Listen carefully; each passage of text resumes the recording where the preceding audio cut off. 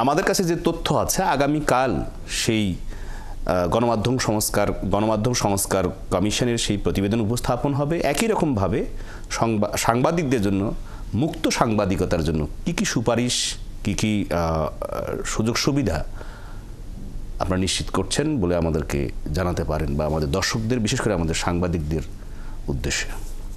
ধন্যবাদ। শুরুতে আপনাকে একটু কারেকশন দিই। আমি অ্যাক্রেডিটেশন সংক্রান্ত যে সরকারের যে কমিটিটা ছিল সেটাতে সদস্য ছিলাম, এবং সেই কমিটি অলরেডি তার প্রতিবেদন পেশ করেছে। গণমাধ্যম সংস্কারের জন্য যে কমিটিটা, এটা সম্পূর্ণ স্বাধীনভাবে কাজ করেছে। এখানে আমাদের সরকারের কোনো সরাসরি সম্পৃক্ততা নেই। তবে আমি সরকারের সাথে কাজ করলেও আমি নিজেও একজন গণমাধ্যম কর্মী, দীর্ঘদিন সাংবাদিকতার সাথে ছিলাম। সো আমার নিজের কিছু প্রত্যাশার জায়গা থেকে আমি হয়তো কথা বলতে পারি।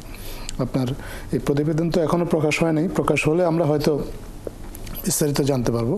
তবে আমাদের কিছু আশার জায়গা আছে সংবাদকর্মী হিসেবে, বা আমাদের সংবাদ মাধ্যমে যারা আমাদের সহকর্মী যারা কাজ করেন তাদের দিক থেকে, বা তাদের সাথে কথা বলে তাদের কিছু প্রত্যাশার কথা আমরা বিভিন্ন সময় শুনেছি, তারা আশা করেন যে গণমাধ্যম সংস্কার কমিটি এই জিনিসগুলো আপনার অ্যাড্রেস করবেন। প্রথমত আমাদের সংবাদ মাধ্যমে যারা কাজ করেন সাংবাদিকদের বেতন নিয়ে অনেক ধরনের হতাশা আছে সাংবাদিকদের মধ্যে।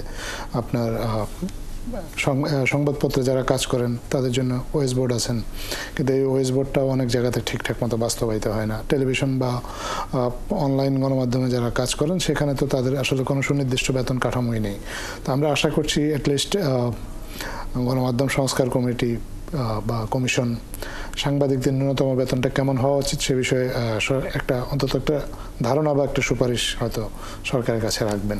কিন্তু আপনি যে কমিশনের সদস্য, যে অর্থাৎ নীতিমালা, তো নতুন নীতিমালা প্রণয়ন, অ্যাক্রেডিটেশন কার্ড, তা কবে নাগাদ আসলে পাবে? সেই প্রতিবেদন তো আপনারা দিয়েছেন।